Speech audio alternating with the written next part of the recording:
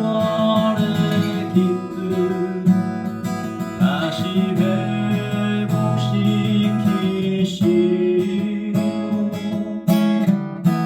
변치 않는 맘 내 안에 주소서.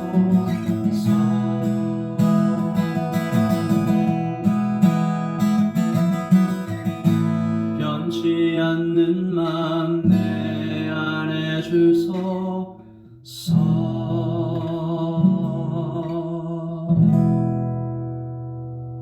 아멘.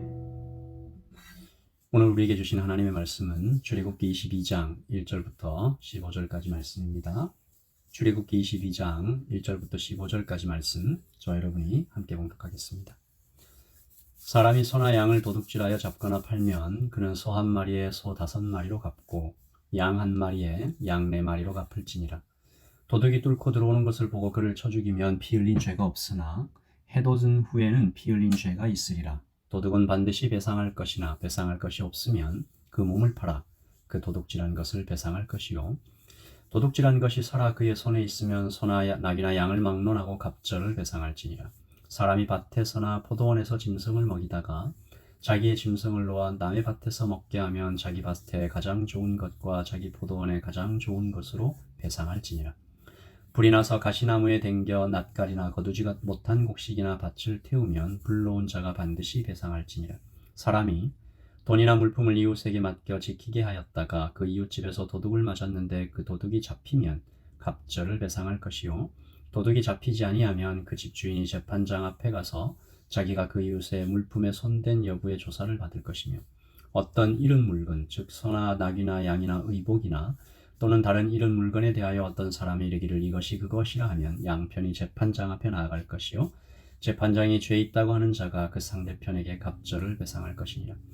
사람이 낙이나 소나 양이나 다른 짐승을 이웃에게 맡겨 지키게 하였다가 죽거나 상하거나 끌려가도 본 사람이 없으면 두 사람 사이에 맡은 자가 이웃의 것에 손을 대지 아니하였다고 여호와께 맹세할 것이요, 그 임자는 그대로 믿을 것이며 그 사람은 배상하지 아니하려니와, 만일 자기에게서 도둑 맞았으면 그 임자에게 배상할 것이며, 만일 찢겼으면 그것을 가져다가 증언할 것이요, 그 찢긴 것에 대하여 배상하지 아니할지니라.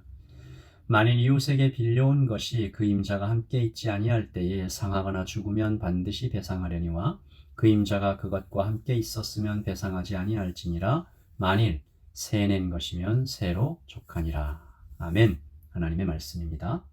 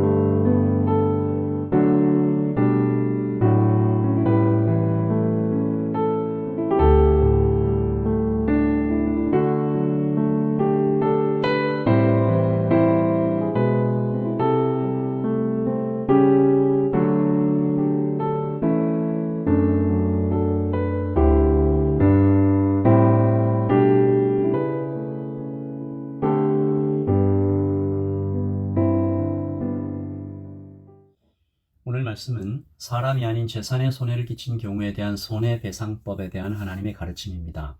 어제 본문인 21장 33절에서 36절을 포함하면 모두 4가지 손해에 대한 배상을 자세하게 기록하고 있는 것이죠. 첫째, 이웃의 재물을 고의로 도둑질했을 경우. 둘째, 의도치 않은 사고로 이웃의 재산에 피해를 준 경우. 셋째, 이웃이 맡긴 물건에 피해를 준 경우. 넷째, 빌려온 물건에 피해를 준 경우. 이렇게 각각의 경우에 대해 모세는 이스라엘 백성들에게 구체적인 행동을 지시하고 있죠. 아주 자세하게, 아주 구체적으로. 여러분, 왜 이렇게 자세하게 법을 만들어야 했을까요? 결론부터 말씀드리면 이 법을 통해서 약한 자를 보호하고 공동체를 보존하기 위해서입니다. 여러분, 고대의 법 정신 중에 동해보복법이라는 것이 있습니다. 동해복수법이라고도 부르는데요. 눈에는 눈, 이에는 이라고 흔히 알려져 있죠. 함무라비 법전 제200조에 남의 일을 부러뜨리면 제 일을 부러뜨릴지니라. 남의 눈을 멀게 하면 제 눈을 멀게 할지니라. 이렇게 기록되어 있듯이 여러분, 이 동해복수법, 동해보복법이 단어도 그렇고 얼핏 들으면 굉장히 잔인하고 무서운 법인 것 같지만 사실 고대에서 이 법의 목적은 보호와 안전이었습니다. 다시 말해서 만약 누군가가 너의 일을 부러뜨렸다면 다시 말씀드립니다. 만약 누군가가 너의 이빨을 부러뜨렸다면 그를 때려 죽이지 말고 똑같이 이빨만 뽑아라. 이런 뉘앙스의 법입니다. 만약 누군가가 너의 눈을 멀게 했다면 그를 때려 죽이지 말고 똑같이 눈만 멀게 해라. 이런 뉘앙스의 법입니다. 무슨 말일까요? 고대에는 아직 법 체계가 완전하게 되어 있지 않았고 왕정 시대였고 힘이 있는 자, 지위가 높은 자가 법을 마음대로 주무를 수 있었던 그런 때였습니다. 이럴 때 만약에 힘이 없고 지위가 높지 않은 자가 귀족의 눈을 멀게 하면 어떤 일이 벌어졌을까요? 눈이 아니라 조그만 상처만 나도, 아니 귀족 본인에게가 아니라 귀족의 재산에만 조금 손해를 끼쳐도 그는 아마 죽음을 면치 못했을 것입니다. 이것을 방지하는 법이죠.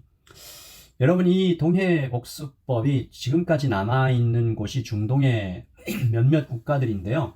그 중에서도 알바니아의 카눈이라는 관습법이 있습니다. 이것은 이 동해복수법이 좀 지나치게 가버린 케이스인데요. 다른 사람에 의해 친족이 죽거나 가문의 명예가 더럽혀지면 똑같이 이렇게 복수하는 것이 아니고 아예 살인으로 복수를 하는 명예살인을 뜻합니다. 이 나라의 법에, 이 카눈이라는 관습법에 복수를 정당화하는 법이 문자로 기록이 되어 있는 거죠. 실제로 알바니아에서 일어났던 일인데요. 남자 2명이 말다툼을 하다가 한쪽이 다른 쪽을 힘으로 밀쳐서 넘어졌습니다. 다른 사람들 와 웃었겠죠? 그러니까 가문의 명예가 더럽혀졌다고 쳐들어와서 그 남자의 형제 2을 죽입니다. 경찰이 만리로 출동했는데 그 경찰마저 죽였습니다. 어떻게 됐겠어요? 그 경찰의 아들이 또 가해자와 가해자의 가족을 살해하는 일이 생겼습니다. 복수가 복수를 낳는. 더욱더 말이 안 되는 것은 이 카눈을 실행하지 않으면 겁쟁이라는 의식이 있어서 이 정계나 어떤 높은 자리에 진출하지 못하게 되는, 이 사회 전체가 불안에 떨게 되는 이런 일이 알바니아에 지금 또 남아 있다고 합니다. 이처럼 오늘 말씀 6절처럼 남의 밭에 불이 나게 했다면 그를 때리거나 죽이지는 말고 똑같은 금액으로 배상을 받는 것으로 끝내라 라는 의미입니다. 그러므로 우리 말씀을 항상 읽을 때 문맥과 상황을 잘 살피는 것이 얼마나 강조해도 부족함이 없을 거예요. 오늘 본문 2절에도 그런 의미에서 고대의 상황에 도둑이 밤에 들어왔을 때 그가 가족의 목숨을 노리고 온 살인자인지 단순히 돈만 훔치는 사람인지 알 수가 없으므로 이 불법적으로 침입한 것에 대해서는 그를 쳐 죽여도 피 흘린 죄가 없다. 강력한 대응을 허락하고 있는 것입니다. 그러므로 오늘 말씀에 나타난 이 손해배상법의 목적은 굉장히 분명해지죠. 약한 자를 보호하고 공동체를 안전하게 지키기 위한 것입니다. 오늘 말씀에 굉장히 귀한 영적인 원리들이 많지만 그 원리들 중에 2가지만 좀 살펴보고 오늘 말씀 중에 하나님께서 크게 특별히 경고하시는 두 가지 행동 살펴보고 마음의 새김으로 오늘 하루를 열도록 하겠습니다. 첫 번째, 땀 흘려 일하라 하십니다. 1절부터 4절까지는 도둑질에 대한 배상입니다. 그런데 이 도둑질에 대한 배상은 다른 배상과 좀 다릅니다. 다른 배상은 똑같은 액수로 배상을 하고 되어 있는데 도둑질은 5배까지 갚으라. 심지어 돈이 없으면 자기 몸을 팔아서라도 갚으라라고 명령하시죠. 도둑질은 왜 이렇게 이스라엘 공동체에서 무거운 죄가 되었을까요? 땀 흘려 일하지 않고 재물을 취하려는 모든 시도가 매우 악하다고 하나님께서 여기시기 때문입니다. 여기에는 지금의 도박, 부동산 투기, 고리대금과 같은 불법적인 사업이 모두 포함되겠죠. 공동체의 관점에서 이들이 끼치는 해악은 말로 할 수 없이 큽니다. 선한 자들을 좌절하게 하죠. 질서를 파괴합니다. 땀 흘려 일한 만큼 대가를 받지 않고 불로소득을 얻어가면서 떵떵거리며 살아갈 때, 그것이 또 불법적인 방법일 때 공동체는 파괴됩니다. 하나님께서는 땀 흘려 일하라 하십니다. 이것이 하나님의 원리이고 사회 공동체를 건강하게 만드는 길입니다. 둘째, 도둑질만큼 큰 죄로 여기시는 것이 하나 또 있는데 무고죄입니다. 오늘 말씀 9절이죠. 어떤 잃은 물건, 즉 소나 낙이나 양이나 의복이나 또는 다른 잃은 물건에 대하여 어떤 사람이 이르기를 이것이 그것이라 하면 양편이 재판장 앞에 나아갈 것이요 재판장이 죄 있다고 하는 자가 그 상대편에게 갑절을 배상할지니라. 아멘. 누군가 거짓말을 한 것입니다. 서로 내 것이라고 주장하다가 끝내 굽히지 않고 둘 다 재판장까지 나간 거죠. 그리고 거기서 거짓이라고 한쪽이 판명이 나면 2배로 배상해라 라고 명령하십니다. 이 도둑질도 그렇지만 거짓말도 사단의 도구죠. 여러분, 이 죄를 끊어내지 않으면 그 공동체는 결코 바로 설 수 없습니다. 오늘 하나님께서 약한 자를 보호하시고 하나님의 나라를 견고하게 세우기 위해 분명한 법을 주셨습니다. 지키면 살고 이 법을 지키면 안전합니다. 하나님의 품 안에 있는 것처럼 그 울타리 안에서 포근하게 살 수 있습니다. 그러므로 다시 한번 법은 본질적으로 우리를 지키시는 하나님의 사랑으로 다가오는 것이죠. 오늘 우리 함께 기도하겠습니다. 우리 안에 있는 거짓, 혹시 탐욕, 우리에게서 물리쳐 주시옵소서. 내 마음에서 또 우리 가정과 교회에서 더 나아가 국가와 민족이 정결하게 해달라고 기도하십시다. 아까 드렸던 찬양처럼 정결한 마음 주시옵소서. 땀 흘려 일하는 것에 대한 가치를, 그리고 그렇게 얻은 것에 대한 대가를 감사하게 여기며 주님께 나아가게 하소서. 우리의 입술을 지켜서 정직하게 예하면 예로, 아니요 하면 아니요로 하나님 그렇게 살아갈 수 있도록 오늘 하루를 돌보아 주시옵소서. 여러분, 더불어 기도하실 때 계속해서 락다운 가운데 지쳐 있을지 모르는 우리의 지체들을 위해서도 기도해 주시고요. 그렇게 오늘 하루를 열겠습니다. 기도하겠습니다.